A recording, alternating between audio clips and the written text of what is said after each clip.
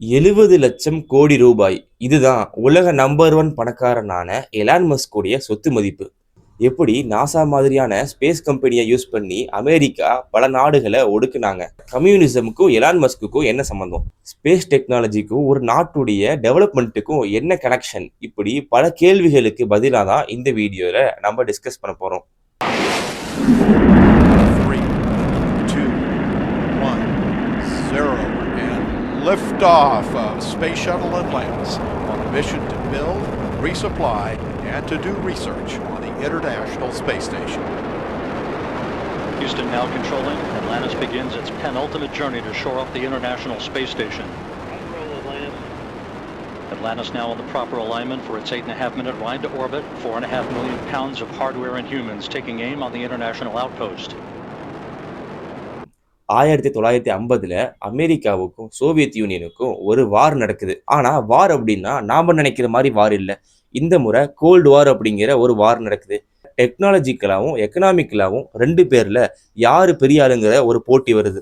1957ல Soviet union என்ன பண்றாங்க அப்படின்னா ஸ்புட்னிக் 1 அப்படிங்கிற சேட்டலைட்டை ஸ்பேஸுக்கு அனுப்புறாங்க. இதன் மூலயமா அமெரிக்காவை விட நாங்க டெக்னாலஜியில ரொம்ப டெவலப் ஆயிருக்கோம்னு சொல்லி இன்டர்நேஷனல் லெவல்ல சிக்னல் அனுப்புறாங்க சோவியத் யூனியன்.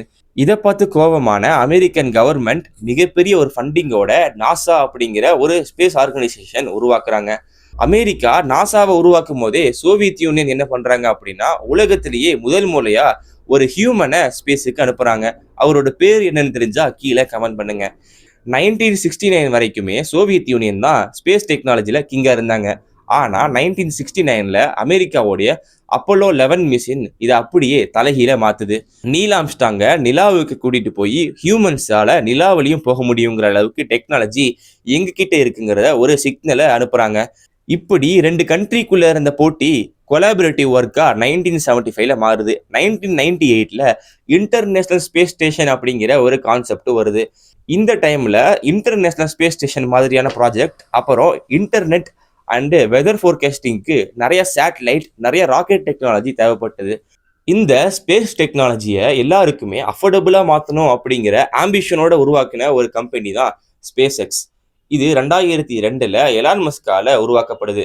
எலான் மஸ்க் எதுல ஃபோக்கஸ் பண்றாரு அப்படின்னா ராக்கெட் டெக்னாலஜி. இது ஒன் டைம் யூஸாக தான் இருக்கு. இது எப்படியாச்சு நம்ம ரீயூசபிளா மாற்றணும் அப்படிங்கிற ஐடியாவை கொண்டு வராரு. 2015 வரைக்குமே அவரால் சக்சஸ் அட்டைன் பண்ண முடியல.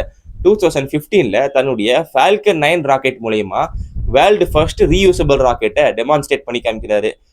இதுக்கப்புறமா நாசா மாதிரியான மிகப்பெரிய ஆர்கனைசேஷன் கூட எலான் மஸ்குடைய கம்பெனி கிட்ட கொடுத்து எங்களுடைய சேட்டலைட்டை நீங்க லான்ச் பண்ணுங்கன்னு சொல்றாங்க. இதுக்கு மெயினான ரீசன் என்ன அப்படின்னா எலான் மஸ்குடைய ராக்கெட் மூலயமா 70% ஆஃப் த காஸ்ட்டை ரெடியூஸ் பண்ண முடியுது.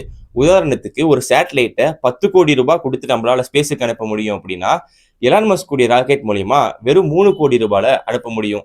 இதுக்கப்புறமா எலான் மஸ்குடைய நெட்வொர்த் அப்படிங்கிறது டிராஸ்டிக்கலா இம்ப்ரூவ்மெண்ட் ஆகுது.